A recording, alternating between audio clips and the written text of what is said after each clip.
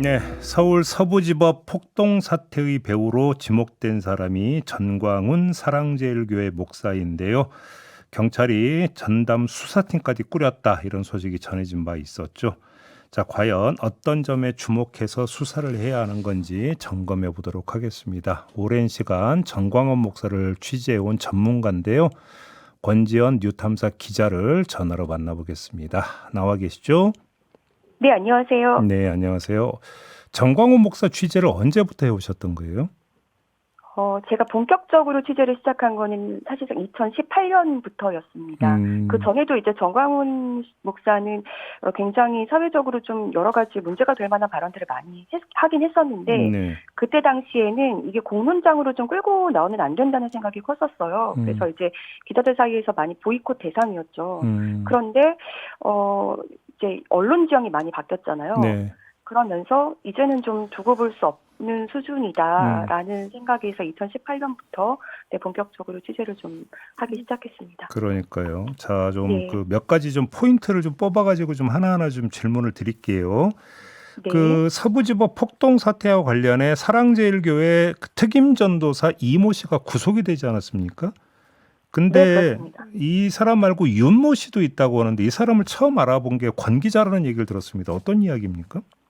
그러니까 저는 윤모 씨를 계속 제가 주목을 하고 있었습니다. 음, 왜냐하면 음, 사랑제일교회에서 특임 전도사로서 유독 전광훈 씨를 위해서 그 정광훈 씨와 뭐 결별을 해서 사이가 안 좋아졌다거나 이런 인물들을 공격하고 괴롭히는 데 앞장섰던 특임 전도사가 3명이 있었는데 음, 그중 한 명은 정광훈 씨와 결별을 했고요. 네. 그 2명 중에 한 명이 이모 전도사고 한 명이 또 윤모 전도사인 거예요. 근데 음, 이 윤모 씨가 척파가 되지 않고 계속 구구 유튜버를 통해서 지속적으로 선전선동을 하고 다니더라고요.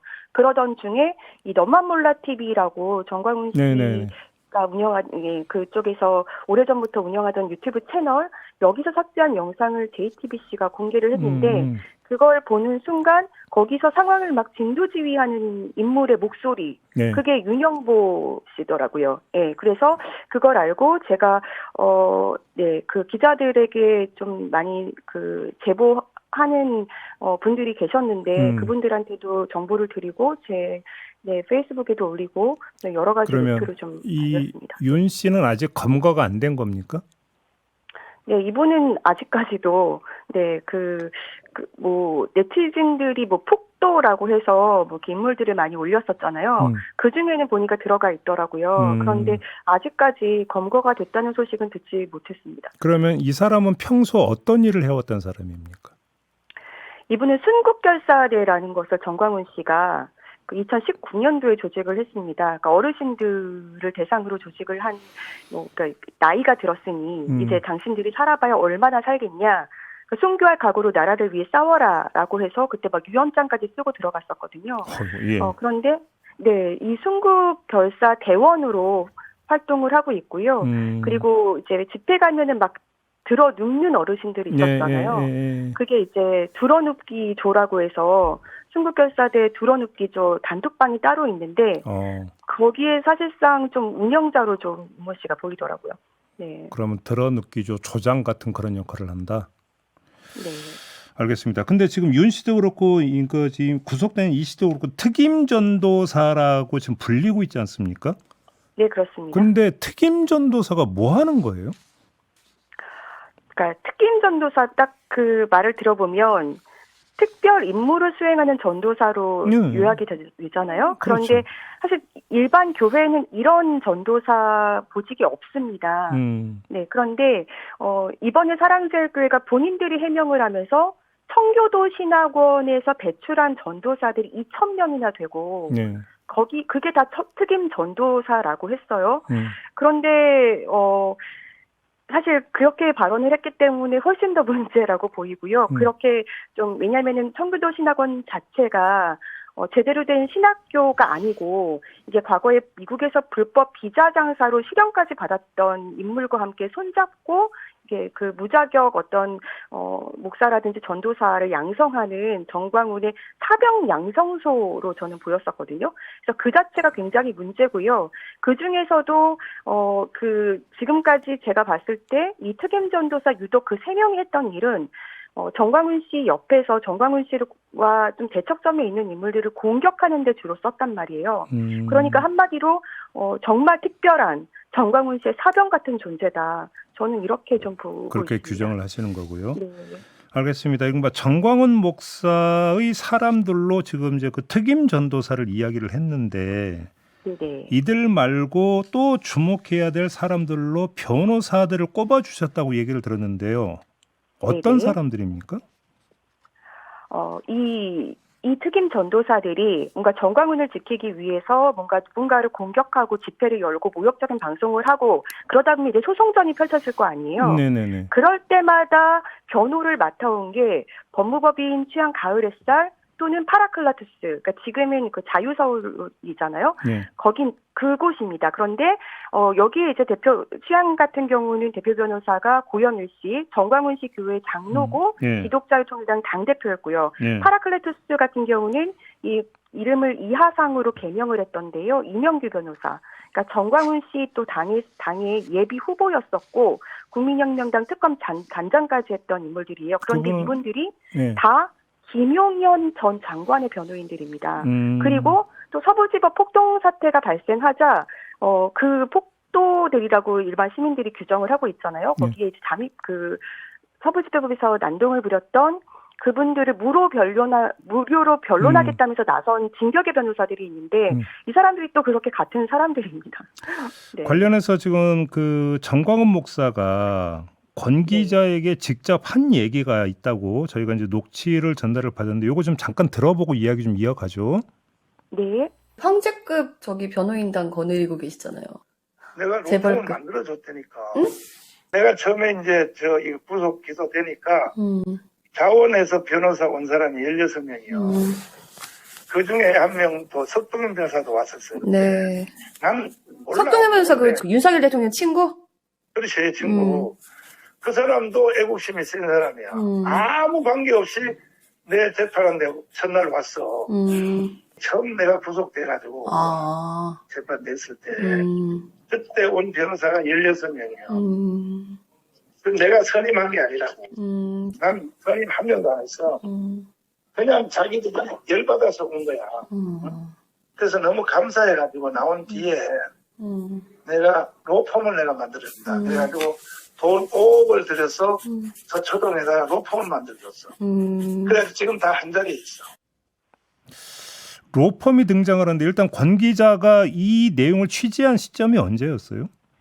이게 2023년인데요. 당시에 정광훈 씨가 저와 대담을 하자고 해가지고 예. 그런 후에 이제 정광훈 씨 입장에서는 제가 어떤 질문을 할지 제가 자기에 대해서 어디까지 알고 있는지가 좀 궁금했던 모양이에요. 예. 그래서 그 전후로 굉장히 많은 통화를 하게 됐는데 그때 했던 말이고 그때 워낙에 문제 발언들을 많이 했었기 때문에 이 부분은 좀 제가 크게 주목하지 않았던 부분인데요.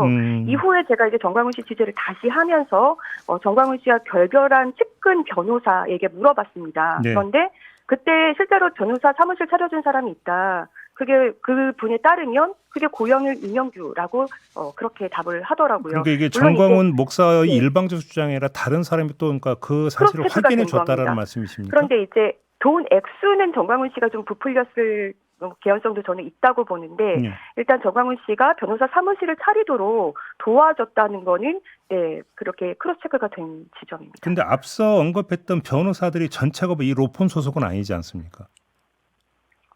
고영일 씨는 법무법인 취향 예. 지금 김용현 장관 네네. 변호하고 있죠. 예. 이명규 씨도 네 김용현 전 장관의 변호를 맡고 있는 사람이고요. 그래요? 대표적인 사람들인 거죠. 이 두 사람이 정광훈의 변호를 했던 굉장히 최측근의 대표적인 인물들이었고 네네. 지금도 또 김용현 전 장관을 대리하고 있고 그리고 이제 서부지법 폭동 사태가 일어나자 특히 이명규 씨 같은 경우는 굉장히 앞장서서 그걸 옹호하면서 무료 변론을 알겠습니다. 해주겠다고 나섰거든요. 네. 알겠습니다. 그 전광훈 목사가 이른바 내란 선동성 발언을 한 게 이번이 처음이 아니라면서요. 맞습니다. 사실상 2018년부터 지속됐습니다. 네. 그러니까 문재인 정부가 출범했을 때는 뭐 이렇게 이 정광훈 씨가 목사와 사모들을 모아놓고 집회를 많이 했었는데요. 예. 이 청와대를 진격하자고 선동했었고 문재인 정부 당시에는 문재인이 계엄을 할 수 있다. 이러면서 이제 목숨 걸고 싸워야 된다고 했었고 굉장히 그 입에 담기도 어려운 욕설과 막말을 선전선동을 했었어요. 예. 그래서 그때 이제 순국결사단도 만들어졌었고 그때도 이제 청년 조직들도 있었고요. 네. 지난해 7월에 정광훈 목사와 육사 출신 인사들이 만난 자리를 주목해야 한다고 이제 말씀을 해주셨고 관련 녹취를 또 저희한테 제공해 주신 게 있어요. 일단 요것도 좀 듣고 이야기 좀 나눠볼게요. 근본 가진 사람은 이번에 강원광장에 다 나와야 되는 거야. 다 나와야 되는 거야. 혁명공약 8월 15일 날 우리는 5.16식으로 박정희식으로 혁명을 하려고 해요. 혁명공약을 여러분에게 내가 보여드릴 테니까. 셋째, 더불어민주당과 반헌법적인 정당들을 위헌정당으로 헌법재판소에 제소하여 반드시 해산시킨다. 넷째, 반헌법과 반국가 세력을 추종하는 종북, 친북 세력을 따르는 정치인, 공무원, 언론인, 전교조, 노동단체, 시민단체를 처단하고 대한민국을 바로 세운다. 다섯째, 군인, 경찰 모든 기관들은 국민혁명의 본부의 의사를 따를 것이며 이에 저항하는 반헌법 세력은 처단한다. 여섯째, 모든 반국가 언론은 국민혁명 본부에서 통제한다. 아니 이게 이 발언이 어떤 맥락에서 나온 거예요? 그러니까 이게 이날 그 지난해 7월 24일이었고요. 육사 출신들과 만난 자리였습니다. 네. 그리고 부정선거를 주장하는 육사 출신들이었고요. 이때 그래서 그 육사 출신들 중에서는 민주당을 그 위헌정당으로 해산해야 된다 뭐 이런 얘기도 나오고 언론사 12곳을 점령하는 연습을 해야 된다 뭐 이렇게 옥상을 다 점령해서 위원회를 각오로 싸워야 된다 이런 발언들도 했었거든요. 예. 그러니까 이게 사실 지금 와서 보면은 이게 그 자체도 사실 문제지만 계엄을 미리 연습한 거 아닌가라는 생각까지 드는 거죠. 그래요. 지금 또 부정선거 이야기를 하고 있지 않습니까? 그다음에 부정선거 이야기면 이제 황교안 전 총리도 빠질 수가 없는 건데 이게 좀 연결고리가 있다라는 지금 말씀하셨는데 어떤 얘기입니까? 이 얘기는?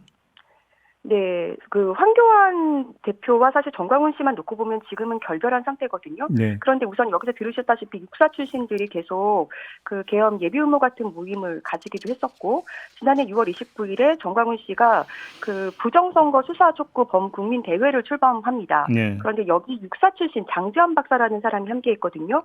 이분이 선관위 직원들을 앞장서서 고소 고발한 인물인데. 이 사람이 그 정광훈 씨 집회 가서 유사 선배들을 많이 만났더니 다 김용현 장관한테 자기 그 부정선거 자료를 다 전달했다더라. 막 이런 얘기를 했었고 이분이 박주현 변호사라는 분과 함께 활동을 하고 있는데 이분은 또 황교안 캠프에서 함께하는 분이고 또 황교안 캠프에서 특보로 일하는 사람 중에 하나가 대한민국 국가원로회 대외협력국장이라는 사실을 알겠습니다. 제가 확인했는데요. 이 대한민국 국가원로회는 또 대표적으로 부정선거론을 펼치는 곳이고요. 이렇게 다 연결이 돼 있고 관련 녹취를 지금 제공해 주신 게 있는데 이것도 마저 듣고 좀 이야기 나눠볼게요. 예. 9월 27일 날 대한민국을 사랑하는 장군들 모임 대구장이라고 장군들 모임 거기 사는 선배가 연락 주시는데 난 오늘도 몰랐는데 그분이 전화가 왔는데 장 박사 너 와서 그 정도가 나한테 좀 설명 좀 하자고 그래가 설명을 한 2시간 점심까지 같이 먹었으니까 3시간 같이 있었거든. 그때 6-7명이 같이 있었어요. 그 중에 한 명이 노상훈. 부정선거 관련해서는 너무 자료가 많으니까 네. 황 대표 쪽에서 박주현 변호사를 통해서 많이 전달했어요, 자료를. 박주현 변호사가 황 대표 쪽에서는 이제 그 소통 창구가 돼가지고 많이 만났죠. 윤석열 쪽에 가서 브리핑도 하고. 왜냐면 윤석열 대통령은 검찰총장 시절부터 부정선거를 알고 있었어요. 주변에서 이제 윤석열 총장 하는데 부정선거 밝히라 그러니까 이거는 혁명 아니면 못 밝힌다 했거든요.